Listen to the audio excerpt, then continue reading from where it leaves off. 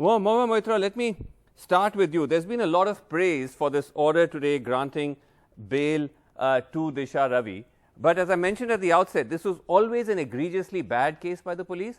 But just the fact that a court has actually stood up and dismantled it is itself in this current time we're in, it seems like a huge leap forward. Yes, Srinivas, that is something, that's something I have brought up consistently over the past year and a half, is that we are living in such chaotic time where even to speak the truth is a revolutionary act.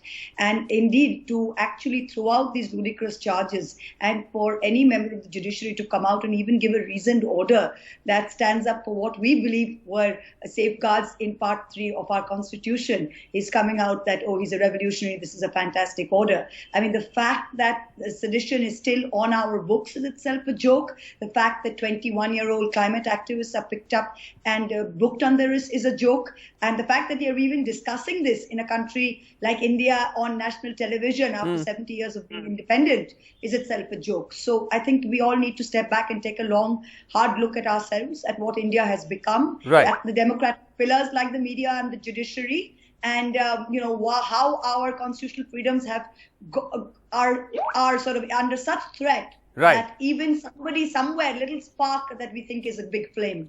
Okay. So while I like the order and I love it, I also feel sad that it is one among, I don't know, many. One among that Dushyant, getting hurt. Okay. Dushyant Dave, you've been very vocal in your criticism of the judiciary for not stepping up.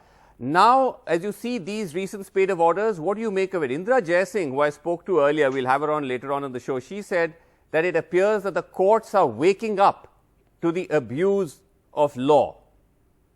Are they waking up? See, there are many things that I would like to tell your viewers. First and foremost, I must disagree with Mahua, for whom I have great respect and affection, that this discussion is not a joke. It's a very serious discussion.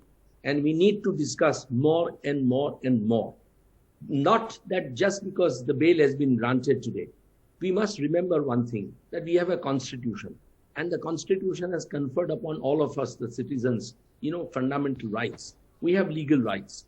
And the judiciary is the ultimate protector of those fundamental rights and the legal rights. So judiciary has it's a bounden duty. It's a pious duty. It's a constitutional duty on the part of the judiciary to really ensure that citizens' constitutional, fundamental and legal rights are protected to the hilt. Yes. So to that extent, what the judge has done is really doing his job. And, one must say that it is, I hats off, salute to the judge that in the circumstances when judges are very circumspect in, protecting citizens' rights, since 2014, we still have judges because, let us understand one thing. Yes. Subordinate judiciary is the backbone of judicial system. Absolutely. Supreme Court, is the ultimate court. High Court may be the, appellate court. But subordinate judiciary is very important. And therefore, this order or the order by the Bombay High Court in Varava's case,